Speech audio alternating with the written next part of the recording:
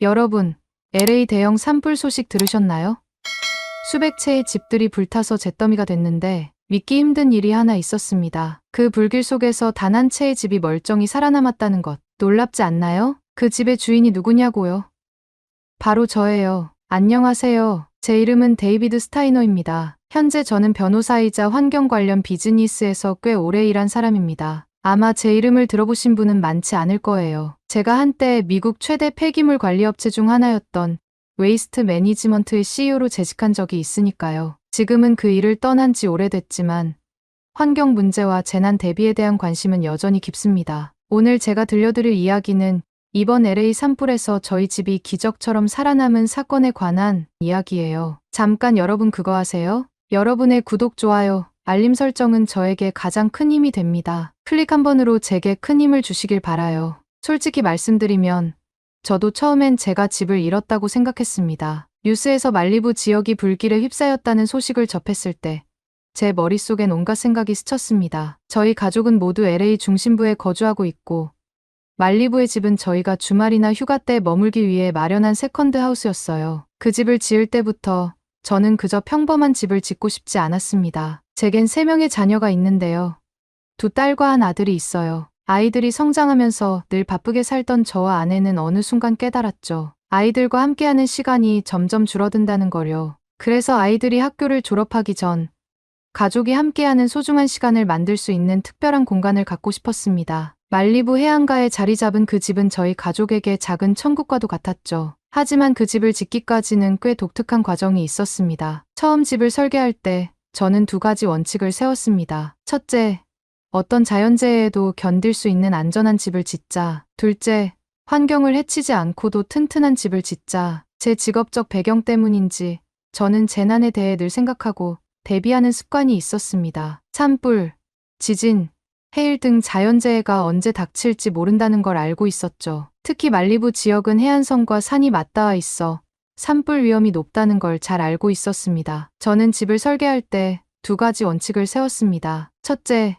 어떤 자연재해에도 무너지지 않는 튼튼한 구조여야 한다. 둘째, 공사를 신속하고 효율적으로 마칠 수 있는 방식이어야 한다. 여러 나라의 건축 공법을 조사하면서 이 2가지 기준에 가장 잘 맞는 방식이 한국의 아파트 건설 방식이라는 결론을 내렸습니다. 한국의 아파트는 철근 콘크리트 구조로 지어집니다. 기둥과 벽, 바닥 등 건물의 뼈대를 만드는 골조 공사에만 약 공사 기간의 절반이 투입될 정도로 튼튼하게 설계되죠. 특히 한국에서는 버프집을 사용해 정확한 형태와 강도를 유지하면서 공사를 진행합니다. 이 거푸집 시스템은 콘크리트가 내구성을 유지하면서도 신속하게 굳을 수 있도록 돕고 외부 환경의 영향을 최소화하기 때문에 안전성과 속도를 동시에 잡을 수 있습니다. 저는 한국의 갱폼과 ACS 같은 기술을 보고 깊은 인상을 받았습니다. 갱폼은 타워 크레인을 이용해 외벽 거푸집을 빠르게 설치하고 해체할 수 있는 시스템으로 공사 속도를 단축할 수 있는 효율적인 방법이었죠. 또한 ACS 기술은 타워 크레인 없이도 유압 펌프를 이용해 거푸집을 인양할 수 있어 바람의 영향을 적게 받고 고층 건물에서도 안전하게 공사가 가능했습니다. 미국에서는 이런 시스템을 사용하는 경우가 드물었습니다. 대부분의 집이 목조로 지어지기 때문입니다. 하지만 한국의 건축 방식은 철근과 콘크리트를 조합해 내구성을 극대화하고 재난 상황에서도 무너지지 않는 집을 만드는 데 최적화되어 있었죠. 저는 한국의 이 공법을 적용해 제 집을 지었습니다. 거푸집을 사용해 정확한 형태와 강도를 유지했고 철근과 콘크리트를 조합해 바닥과 벽을 튼튼하게 보강했습니다. 특히 지붕에는 방화 자재를 사용했고 창문과 문은 내열 유리와 철제 문으로 마감했습니다. 결과적으로 제 집은 이번 산불 속에서도 유일하게 살아남은 집이 되었습니다. 저희 가족에게 딱 맞는 작은 성처럼 튼튼한 집이 되었어요. 주말마다 아이들과 말리부 집에 가서 시간을 보내곤 했습니다. 특히 바비큐 파티를 할 때면 아이들이 정말 좋아했어요. 하지만 그런 집조차 이번 산불 소식 앞에선 무력하게 느껴졌습니다. 불길이 산을 타고 내려와 해안가 주택가까지 휩쓸었다는 소식이 들렸을 때 저는 모든 걸 포기했습니다. 우리 집도 불타버렸겠지. 그런데 그때였습니다. 갑자기 제 휴대폰이 울리기 시작했어요. 데이비드, 너희 집이 살아남았대. 처음엔 장난인 줄 알았습니다. 산불이 얼마나 심했는지 뉴스로 봤는데 말도 안 되는 얘기 같았거든요. 하지만 계속해서 메시지가 왔어요. 사진을 봐봐. 내 집이 그대로 서 있어. 사진을 열어봤더니 정말로 잿더미 한가운데 하얀색 집 한 채가 멀쩡히 서 있었습니다. 주변은 온통 무너져 내렸는데 우리 집만 멀쩡한 거예요. 믿을 수 없었죠. 그 순간 저는 곧바로 차에 올라타 말리부로 향했습니다. 말리부에 도착했을 때 저는 충격을 받았습니다. 제가 그토록 사랑하던 아름다운 풍경이 전부 검은 채로 덮여 있었어요. 하지만 그 가운데 제 집이 우뚝 서 있었습니다. 제가 도착하자 몇몇 주민들이 저를 보며 고개를 끄덕였습니다. 운이 정말 좋으시네요. 기적이에요. 하지만 저는 알았습니다. 이건 단순한 운이 아니었어요. 제 집은 준비된 기적이었습니다. 제가 불길 속에서 살아남은 이유는 운이 아니라 그 집을 지을 때 쏟아부은 노력과 대비 덕분이었어요. 하지만 그 순간 저는 기뻐할 수만은 없었습니다. 왜냐하면 주변 모든 이웃들이 집을 잃었기 때문이죠. 다음 날 아침,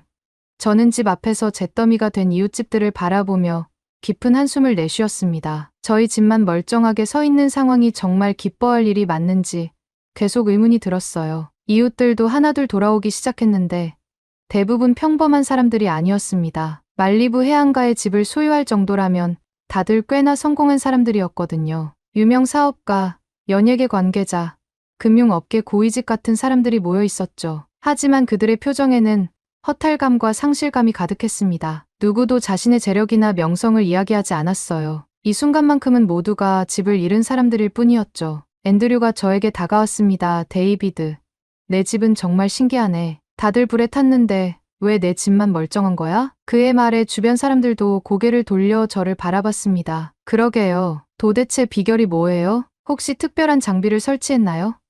방화 시스템 같은 거?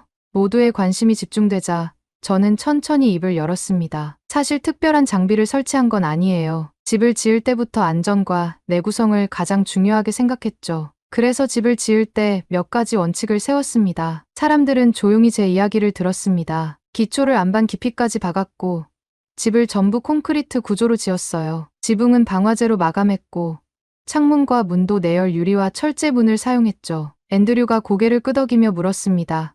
그래서 그게 산불에도 버틴 거군요. 저는 고개를 끄덕이며 덧붙였습니다.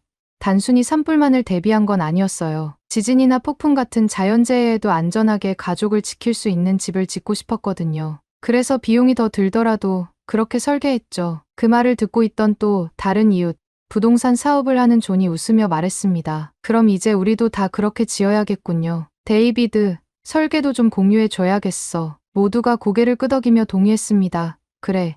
이번엔 우리도 제대로 준비해야겠어. 다시 집을 짓더라도 이번엔 더 튼튼하고 안전하게 해야지. 하지만 저는 곧바로 다시 집을 짓는 문제보다 더 시급한 일이 있다고 생각했습니다. 여러분, 다시 집을 짓는 것도 중요하지만 지금은 피해 복구가 먼저 아닐까요? 이웃 중엔 우리가 잘 모르는 사람들도 있을 겁니다. 우리보다 더 힘든 상황에 처한 사람들이 분명 있을 거예요. 사람들은 잠시 침묵하더니 고개를 끄덕였습니다. 앤드류가 먼저 입을 열었습니다.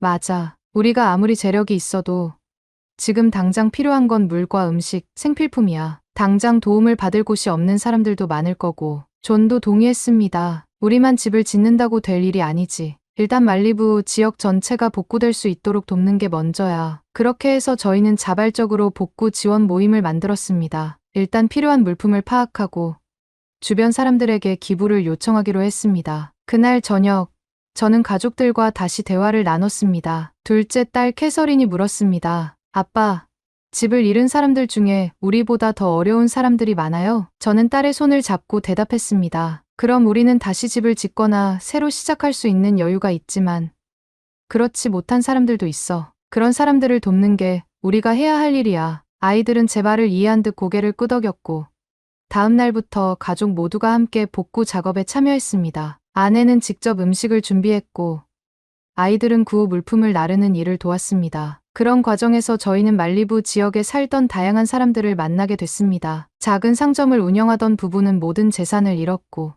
아이 셋을 키우던 싱글맘은 대피할 때 아이들만 챙기느라 중요한 물건들을 전부 두고 왔습니다. 노부부는 산불이 닥쳤을 때 집을 떠나지 못하고 구조를 기다렸고 가까스로 목숨만 건졌습니다. 모두가 처한 상황은 달랐지만 공통점은 하나였습니다. 그들은 당장 누군가의 도움이 필요했습니다. 며칠 후 제가 주도한 기부 캠페인이 본격적으로 시작됐습니다. 저희 가족뿐 아니라 이웃들도 각자 할 수 있는 방법으로 도움을 주기 시작했어요. 앤드류는 자신이 운영하는 회사에서 생필품을 대량으로 기부했고, 조는 임시 거처를 마련할 수 있도록 빈집을 제공했습니다. 저는 그 모습을 보며 희망이 조금씩 피어나는 걸 느꼈습니다. 비록 재난이 큰 상처를 남겼지만 서로 돕고 함께 일어서려는 마음이 그 상처를 치유하고 있었거든요. 그 과정에서 저는 깨달았습니다. 재난을 대비하는 것도 중요하지만 그보다 더 중요한 건 서로를 돕는 마음이라는 거요. 지금 이 순간에도 많은 사람들은 어떤 재난을 겪고 있을지 모릅니다. 하지만 우리가 서로의 손을 잡아준다면 다시 일어설 수 있다는 걸 확신하게 됐습니다. 산불은 여전히 꺼지지 않았습니다. 강풍을 타고 불길은 점점 더 번졌고 인근 지역으로 확산되며 수천 명이 대피해야 했습니다. LA 역사상 최악의 산불이라는 뉴스가 나올 정도로 상황은 심각했어요. 그 와중에 제 집이 매스컴에 등장하기 시작했습니다. 말리부 해안 주택가가 전부 불타버린 가운데 단 한 채의 집이 기적처럼 살아남았습니다. 화마 속에서도 홀로 멀쩡하게 서 있는 집. 그 비밀은 TV 뉴스, 인터넷 기사, 심지어 소셜미디어에서도 제 집 사진이 빠르게 퍼졌습니다. 주변이 전부 잿더미로 변한 가운데 하얀색 집 한 채가 우뚝 서 있는 사진은 사람들에게 강렬한 인상을 남겼죠. 얼마 지나지 않아 저에게 인터뷰 요청이 쏟아졌습니다. 지역 방송국에서 먼저 연락이 왔고 이어서 여러 매체에서도 인터뷰 요청이 이어졌습니다. 심지어 SNS DM으로도 질문이 쇄도했습니다. 당신 집은 어떻게 불길을 피해 살아남은 건가요? 그 집을 짓는데 사용한 기술을 알려주세요. 우리도 그런 집을 짓고 싶어요. 사람들은 단순히 궁금증을 넘어 자신의 안전을 지킬 방법을 찾고 싶어 하는 것 같았습니다. 하지만 저는 지금 인터뷰를 하는 게 우선이 아니라고 생각했습니다. 앤드류가 제게 말했습니다. 데이비드, 너 인터뷰하는 게 어때? 사람들이 너한테 많은 걸 배우고 싶어 해. 저는 고개를 저으며 대답했습니다. 지금은 그럴 때가 아니야. 아직 산불이 번지고 있는 상황이잖아. 사람들이 지금 당장 필요한 건 안전한 피난처와 물자 지원이야. 지금 중요한 건 그들을 돕는 거야. 앤드류는 제 말을 듣고 고개를 끄덕였습니다.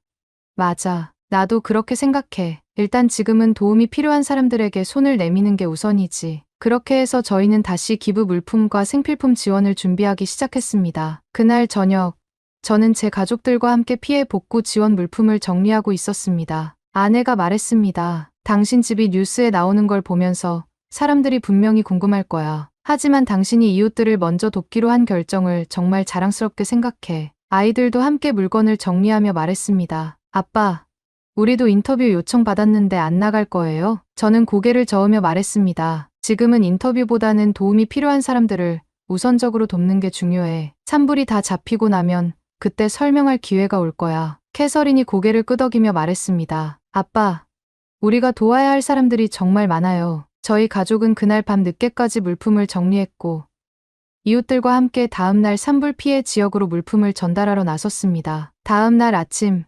저희는 피해 지역에 도착했습니다. 대피소에는 집을 잃고 갈 곳이 없는 사람들이 가득했어요. 노부부, 어린아이를 데리고 온 부모, 그리고 반려동물을 안고 대피한 사람들까지 모두 힘든 상황 속에서도 서로를 위로하며 버티고 있었습니다. 저는 그들을 보며 더욱 확신했습니다. 지금 중요한 건 이 사람들에게 필요한 걸 제공하는 거다. 인터뷰는 나중에도 할 수 있어. 그렇게 저희는 음식, 생필품, 담요 등을 나눠주기 시작했습니다. 사람들은 저희에게 고마움을 표했지만 사실 고마운 건 저희 쪽이었습니다. 이런 일을 하면서 재난을 함께 이겨낼 수 있다는 희망을 느꼈거든요. 그때 한 노부부가 제게 다가와 말했습니다. 고맙습니다. 집을 잃고 정말 막막했는데 이렇게 도움을 주셔서 희망을 가질 수 있게 됐어요. 저는 그분들의 손을 잡고 말했습니다. 우리가 함께라면 다시 일어설 수 있어요. 아직 모든 게 끝난 게 아닙니다. 하지만 여전히 산불은 꺼지지 않고 있었습니다. 하루하루가 위태로운 상황 속에서도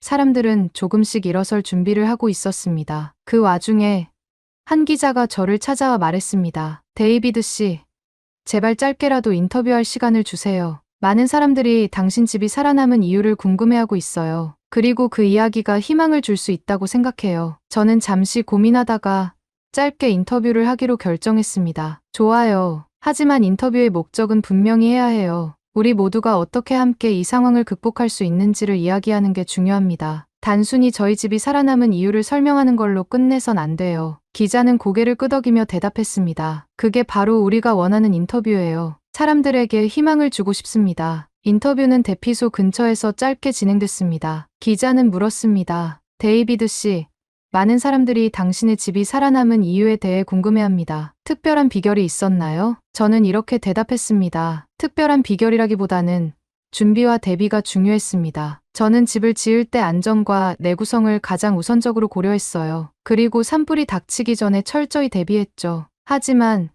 이번 인터뷰를 통해 사람들이 꼭 알아줬으면 하는 게 있습니다. 단순히 집을 짓는 방법을 배우는 것만으로는 충분하지 않아요. 더 중요한 건 우리가 서로 도와야 한다는 사실입니다. 지금도 많은 사람들이 피해를 입고 있고 대피소에서 힘겹게 지내고 있습니다. 그분들에게 필요한 건 단순한 기술 정보가 아니라 서로의 손을 잡아주는 일입니다. 기자는 고개를 끄덕이며 마지막 질문을 던졌습니다. 그렇다면 데이비드 씨는 지금 어떤 일을 하고 있나요? 저는 미소를 지으며 대답했습니다. 저와 제 가족은 지금 복구 작업에 힘을 보태고 있습니다. 그리고 앞으로도 도움이 필요한 사람들을 돕는 일에 최선을 다할 겁니다. 모두가 다시 일어설 수 있도록 함께할 거예요. 그렇게 인터뷰를 마치고 돌아서면서 저는 확신했습니다. 우리는 다시 일어설 수 있다. 그리고 그 시작은 작은 도움의 손길에서 시작된다는 거요. 산불은 여전히 꺼지지 않았습니다. 곳곳에서 소방대원들이 진화 작업을 하고 있었지만 강풍을 타고 불길은 계속해서 번져나갔고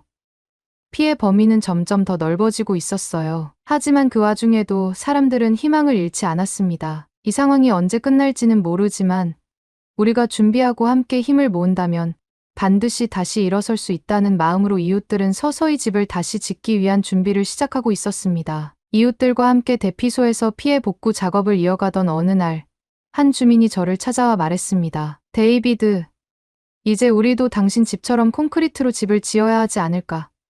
나무로 짓는 집은 더 이상 안전하지 않다고 생각해요. 그 말을 듣고 저는 깊이 공감했습니다. 미국의 대부분의 집들은 목조로 지어져 있습니다. 대도시의 고층 빌딩이나 일부 상업 건물을 제외하면 주택가의 집들은 거의 모두 나무로 지은 집이죠. 미국은 과거 산업혁명 시기부터 빠르고 저렴하게 집을 지어야 했던 필요 때문에 나무로 집을 짓는 경량목 구조를 개발했습니다. 가볍고 다루기 쉬운 목재는 당시 가장 경제적인 건축 자재였고 망치와 못만 있으면 누구나 집을 지을 수 있을 정도로 간편했죠. 하지만 문제는 산불, 토네이도, 허리케인 같은 자연재해가 빈번한 미국에서조차 여전히 목조 주택이 일반적이라는 겁니다. 목조 주택은 불이 붙으면 흔적도 없이 사라져버릴 위험이 있고 강한 바람이나 폭풍에는 집이 통째로 날아가 잔해만 남는 경우가 많습니다. 산불이 한번 나면 집은 재로 변해버리고 그 자리에는 그저 텅 빈 땅만 남게 되죠. 하지만 이제 사람들의 생각이 바뀌기 시작했습니다. 이번 산불로 집을 잃은 많은 이웃들이 다시 목조로 집을 짓는 건 의미가 없다고 말했죠. 이번에는 재난에도 버틸 수 있는 집을 짓겠다는 목소리가 점점 커졌습니다. 앤드류가 다시 말했습니다. 이번엔 나도 당신처럼 콘크리트 구조로 집을 짓고 싶어. 내 가족을 지킬 수 있는 집을 원해. 그 말을 듣고 주변 이웃들도 동의했습니다. 맞아요. 요즘 상류층들은 이미 콘크리트 집을 짓기 시작했더라고요. 더 튼튼하고 안전하게 짓는 게 유행처럼 번지고 있어요. 미국에서 콘크리트 집을 짓는 건 아직 흔한 일은 아닙니다. 하지만 최근 몇 년 동안 자연재해가 빈번해지면서 상류층을 중심으로 콘크리트 집이 점점 늘어나고 있어요. 왜 이제야 이걸 생각했을까? 주변 이웃들이 아쉬워하며 말했습니다. 목조 주택은 수리도 자주 해야 하고 화재나 태풍이 나면 순식간에 사라지잖아요. 이제는 우리도 더 안전한 집을 지어야 해요. 이제 이곳 말리부에서는 콘크리트 집을 짓는 것이 유행처럼 퍼지기 시작했습니다. 이번 산불을 계기로 사람들은 깨달았죠. 가족을 지킬 수 있는 집이야말로 진짜 집이다. 이웃들이 저에게 자주 묻곤 했습니다. 데이비드, 당신 집처럼 짓는데 얼마나 걸렸어요? 당신이 사용한 방화 자재나 내열 유리는 어디서 구할 수 있죠? 저는 그 질문에 늘 같은 대답을 했습니다. 시간과 비용이 좀 더 들긴 하지만 안전을 위한 투자라고 생각하면 충분히 그럴 가치가 있습니다. 그리고 무엇보다 중요한 건 앞으로 이런 재난이 닥쳤을 때 살아남을 수 있는 집을 짓는 것이죠. 이제 말리부 사람들은 단순히 집을 복구하는 걸 넘어서 미래를 대비하는 집을 짓기 시작했습니다. 그리고 그 중심에는 더 튼튼하고 안전한 콘크리트 주택이 있었죠. 사람들은 더 이상 과거의 방식에 얽매이지 않았습니다. 이제 그들은 자신의 집이 가족을 지킬 수 있는 진짜 피난처가 되길 원하고 있었죠. 앤드류가 제게 웃으며 말했습니다. 이번엔 우리 모두가 살아남을 집을 짓자. 그게 이번 산불이 우리에게 준 교훈이니까. 저도 고개를 끄덕이며 대답했습니다. 맞아. 이번엔 우리가 모두 함께 살아남을 거야. 하지만 여전히 산불은 잡히지 않고 있습니다. 곳곳에서 불길이 다시 치솟고 있으며 강풍 예보까지 있어 상황은 더욱 심각해지고 있었습니다. 소방대원들은 소방용수가 고갈되자 이제는 바닷물까지 끌어다 쓰며 진화 작업을 이어가고 있었습니다. 하지만 산불은 쉽게 잡힐 기미가 보이지 않았고 사람들은 점점 지쳐가고 있었죠. 저는 주변 이웃들과 함께 하루빨리 불길이 잡히기만을 간절히 바라고 있었습니다. 모두가 같은 마음이었습니다. 이번엔 제발 비가 내려서 이 산불이 끝나길. 지금 우리에게 필요한 건 그저 희망과 기적일지도 모릅니다. 오늘의 이야기는 여기까지입니다. 오늘의 사연이 마음에 드셨다면 구독, 좋아요 부탁드리겠습니다. 소중한 시간 긴 이야기 끝까지 들어주셔서 진심으로 감사합니다. 앞으로도 더 좋은 사연으로 여러분을 찾아오겠습니다. 시청해 주셔서 감사합니다.